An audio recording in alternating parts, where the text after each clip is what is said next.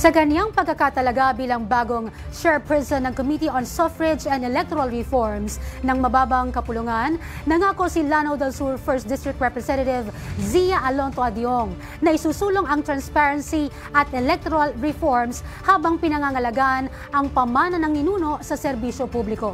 Narito ang report. Sa kanyang opisyal na pahayag, taus-pusong nagpasalamat si Lanao del Sur 1st District Representative Zia Alonto Adyong sa tiwalang ibinigay sa kanya ng mga kapwa mambabatas bilang bagong chairperson ng Committee on Suffrage and Electoral Reforms ng mababang kapulungan. Aniya, ang kanyang pagkahalal ay hindi lamang personal na tagumpay, kundi isang mandato upang palakasin ang pundasyon ng demokrasya, ang karapatan ng bawat Pilipino na bumoto ng malaya, patas at tapat. Bilang anak ng Lanao del Sur, binigyan din ni Representative Adyong ang kahalagahan ng malinis na halalan at ang kapangyarihan na inclusive electoral process, lalo na sa Bangsamoro Region kung saan matagal nang isinusulong ang kapayapaan at katarungan.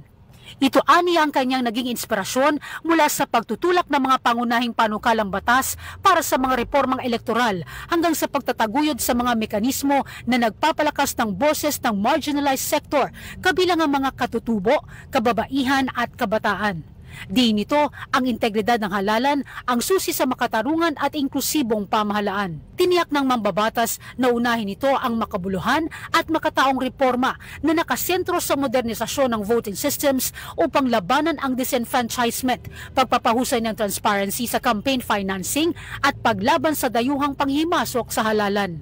Nanawagan din siya ng mas malawak na pagtutulungan mula sa iba't ibang sektor upang matiyak na ang bawat boto ay tunay na sasalamin sa boses ng mamamayan at hindi produkto ng panlilinlang, pera o manipulasyon. Dala ang pangakong pamumunuan ng komite ng may integridad bilang tagapagmana ng mga haligi ng demokrasya gaya ng kanyang lolo, ang yumaong senador Amad Domocao Alonto.